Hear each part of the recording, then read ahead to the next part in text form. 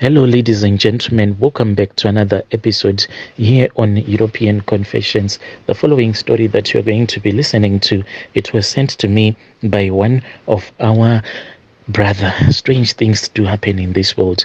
The narration reads like this. Hello, my brother. How are you? Can you please post my own story as hidden identity? So when my father was still alive, he used to be a red garment prophet. And me coming here on your platform, I am hoping that those that are working as red garment prophets, they will stop doing what they are doing, because as for now, they might be making money with their clients coming to them, giving them money, then creating these charms that are called go back to sender. But when they die, those spirits that used to assist them to create these go back to senders, those spirits, they will forever trouble their relatives and even their kids, like what is happening in our family. My father was a very powerful red garment prophet, but his kids, we are now suffering.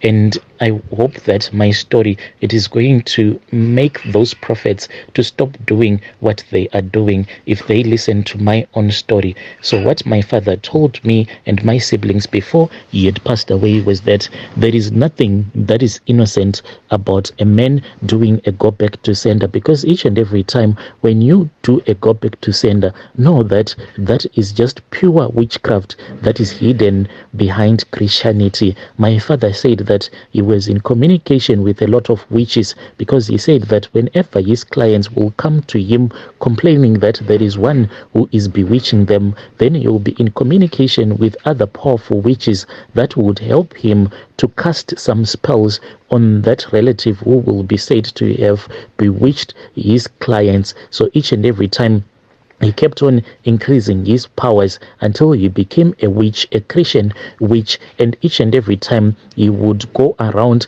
helping people that will be complaining, saying that in their family there is one who has a tokoloshi. My father said that for you to destroy a tokoloshi, it takes another powerful tokoloshi to destroy another tokoloshi. So my father kept on calling a lot of traditional healers at our house. And even now, when we go around to get some assistance, we are always told that my father used too many traditional healers in his life, and no one knows how we can be assisted, because it is said that at our compound there are too many charms that are buried at our compound. So my father was supposed to sort out this mess before he had passed away. Unfortunately, one morning when we woke up, we then found out that our dad, he was critically ill, and we thought that he was going to recover, because this used to happen over and over again. When he would fight against these witches, some of them, they would be so powerful, then he would get so weak, then he would call one of his witch friends or his traditional healers, then they would come and assist them and he would recover. But that time when he passed away, it was just too much. My father, he could not even wake up and he could not even speak properly. Unfortunately, he passed away. When my father passed away, we started to suffer. I can say that all of us in the family, we started to suffer like we had never suffered before. I started working for this other village headman. I was taking care of his cattle. It then happened that on this other particular day, like always, I took out the cattle out of the cattle kraal. Then I went with them into the mountains. As they were grazing, I was just relaxing underneath this other tree. When I was relaxing, all of a sudden, that was when I saw a very beautiful white woman who walked to the place where I was resting underneath that tree. That woman then spoke with me in a very beautiful voice. But what shocked me was when this woman said that, "You are my husband. When your father was still alive, your father told me that I have a claim on you. When he has passed away, then I can come and get you so that you can be my husband." And when I looked at her, yes, she was beautiful, but what shocked me was that this white woman, she was speaking perfect Shona. So I screamed out for help and I started to run. When I ran, then I fell down and I collapsed.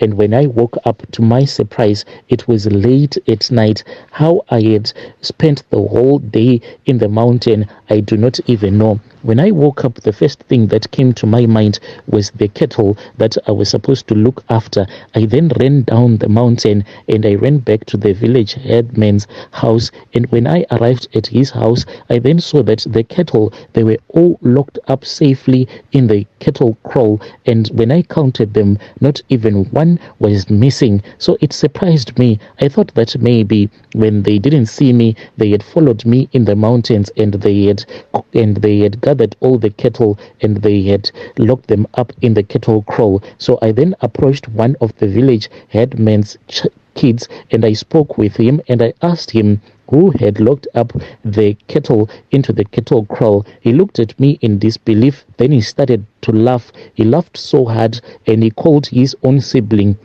and he said, you can ask him. And he kept on laughing at me. So I asked his sibling and I said, look, the cattle that are all locked up safely in their kraal, what happened to them? Who locked them up? Is it you that locked them up? He also started laughing and they thought that maybe someone had given me some weed to smoke, because they said that when the sun was going down, that was when I had returned back like I always did with all the cattle. They even helped me to count the cattle. Then I was the one who locked that wooden gate on the cattle kraal. Then I just left. So I could not even understand, because when I woke up, I was at the same spot where I had fell down after I had met that demonic white woman who spoke fluent Shona, who told me that she had came to tell me that I was not supposed to get married because already I was married to her.